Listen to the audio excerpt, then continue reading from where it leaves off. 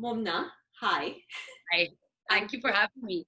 Absolutely. I'm so excited to speak to you. I'll tell you why I'm really excited, honestly. So, the platform that I'm kind of launching, and we're in very, very early stages of like our infancy, honestly. We're focusing on women in leadership roles with kind of a keen focus on tech. And for the last like 2 years or so, MMP has popped up in my feed, whether it's been on Facebook, whether it's been through word of mouth. I've just heard a lot about it, and I think I started following you probably end of 2018 or so. And something that really stood out to me is how progressive and unique your voice is, just in terms of the content that you're serving, the fact that you have taken your experience as a journalist and brought it onto online media, and you've kind of created an entire genre out in that space, right? Thank you so much. That was quite very, very kind. Absolutely. No, honestly, really have been excited about this because, like I said, your voice is just very unique. So I wanted to speak to you because I want to get your perspective a little bit on, what it's like to go from being a journalist that's been in print media and like traditional media to moving that to an online space and really using tech as a means to launch that platform. How did that come about? So I kind of did like a little stint for the Lux Style Awards in 2017. And that kind of, my friends had been after me for a very long time that, you must like start your own talk show. You need to be on TV. You need to be on TV. I did go on TV, but I think I was too progressive for Pakistan. For television, because they were like, oh, you can't wear what you like to wear, and you can't do this, and you can't talk like that. And I was like, that's not my cup of tea at all. Like, I'm not going to change my personality to create a character for television. And I was like, that if I'm not able to have my own voice, then it kind of like loses the entire charm. Then it's like you're one of many. Then you can get anybody across the board to kind of do what is currently happening in the media in Pakistan. The idea behind MMP was, I grew up loving Ellen and Jimmy Fallon, and I loved that style. Like, I loved that very frank, relaxed style in which, like, you are as much a guest on your show as your guest is. Right.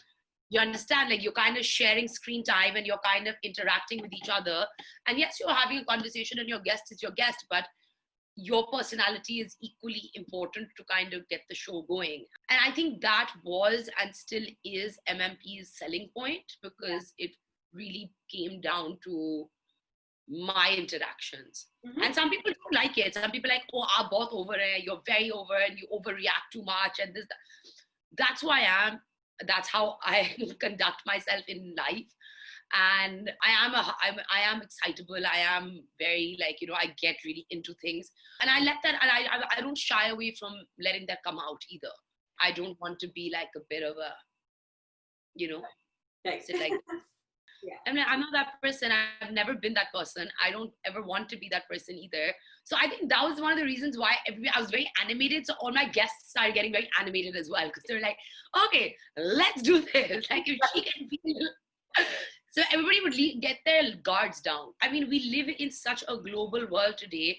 We tend to forget that our guest on the other side is also human. Well, I'm guessing that there's also a lot more creative control, right? That you have because it's an online platform. So there's no censorship. There's no like what your sponsors are going to be okay with and who's going to put money behind it. I'm sure you do have some sort of a business model and sponsors that you have to work with, but then they know what they're getting into because that's kind of your language. The way that I think of you is a little bit like tongue in cheek. With yours, it just feels like it's aesthetically, it's very much yours. And I think for expats like me, that's really refreshing because it shows progression, especially when you see a woman who's not afraid to, kind of be herself and is very unapologetic about it, which, kudos to you. Thank you. Thank you so much. Censorship, it always is at the back of our heads. And my major things with TikTok ban was that this ban culture in Pakistan is so detrimental. It is so detrimental to our businesses, to our creativity, and to that security that we will have in what we're doing. Because I don't know if tomorrow YouTube is going to be shut down. I don't know if tomorrow Instagram is going to be shut down. I don't know what will offend which sect of society that will cause all of it to go away. And that fear not only resides within us, but it resides within the companies abroad as well. When you started MMP, was there a side of you that was like, I'm a woman who is working as a professional and there's a particular impact that I want to have? Or was it just, I'm a journalist? Has gender ever played a role in your decision making? It's always worked in my favor. And I do talk about that a lot because in the field that I work in, being a woman helps. I work in the fashion, lifestyle, entertainment, like in that sphere. So I'd be sitting like at like fashion weeks or whatever, and like we were talking about it and writing about it. I would get comments from other male journalists in the newspaper that, oh, why do you need to work? You don't need to work. Why are you here? And I'm like, it's none of your beeswax why I'm working. I work because I want to work. Thing to say. Yeah. When I was starting MMP, I knew that there weren't that many women doing what I was about to do. We were one of the first, I was one of the first ones to start a platform like this. And I think I still do remain one of the few ones that own and produce their own content on YouTube. In the talk show industry, I'm not talking about on YouTube, I'm just talking about hosting a show and kind of doing that. Like there's another show that I love is like Faiza Salim's show, which is really funny. She's hilarious. Where I do feel there's a barrier is when you go to brands. Like now women are entering places that were predominantly made for men. Yeah. And I'm hoping that with this next series that we're kind of putting out, that messaging comes across, that we are no longer living in a gender specific society or world. It's not, oh, if the like sports are for men and clothes are for women, or cars are for men and makeup is for women. It's kind of becoming, there's an overlap coming in here, and that needs to be addressed, which is interesting and it's really cool. But when it comes to the nitty gritty of business, like for example, when it comes to renting an office space or dealing with custodial staff in a building, that's where your disadvantage comes in. That is where they'll try to take you for a ride and you really need to hold it your own. And the moment you do, you are very inconsiderate. You are aggressive. You get, those are the terms that are used for you because you're holding your own. And I'm like, okay, if a man was doing the same thing, you'd be like, yes, sir, yes, sir, yes, sir. But because I'm telling you that I don't think that like what you're doing is you're taking me for a ride, then I'm unreasonable. I don't compromise, and I'm, so that mindset, when it comes to the industry itself, I can only talk for myself, and I do not want to talk for anybody else or speak on behalf of anyone else. I will only speak for myself. And this, I do give this disclaimer that I do understand and I do acknowledge my privilege. I am not apologetic of it. I don't think I'll ever apologize for it, but I do understand it. And in understanding my privilege, I do like to empower other women in my own small way. I do train women. I do train people who are doing really well. And, making sure that opportunity, if there is a credible woman, I will make sure that that opportunity goes to her. And also on the back end, we'll tell them how to deal with the people in front of them. There's women that have the privilege to be in positions that they have the power to empower more women, right? Like sometimes you're in a position of influence where you could do that. Not every woman has that voice because of different reasons, right?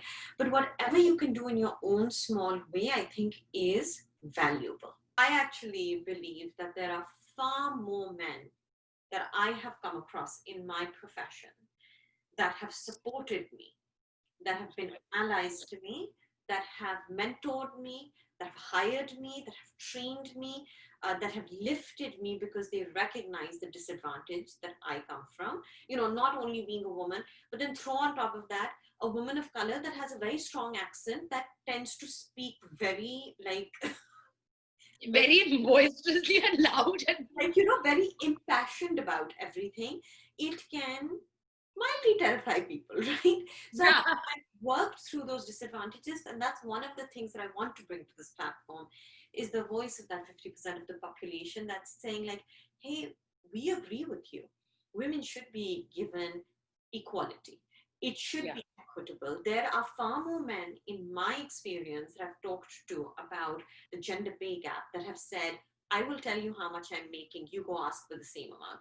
Okay, so tell me this: what's next for you in terms of, you know, how are you looking to expand MMP? You've clearly created a brand for yourself. You are the brand. You know, you're clearly the voice behind this. You clearly have a following. What's next? What's coming up next for you? well, I guess in the digital space, the sky's the limit. Like nothing's ever enough. So obviously, I have to grow the platform a lot more.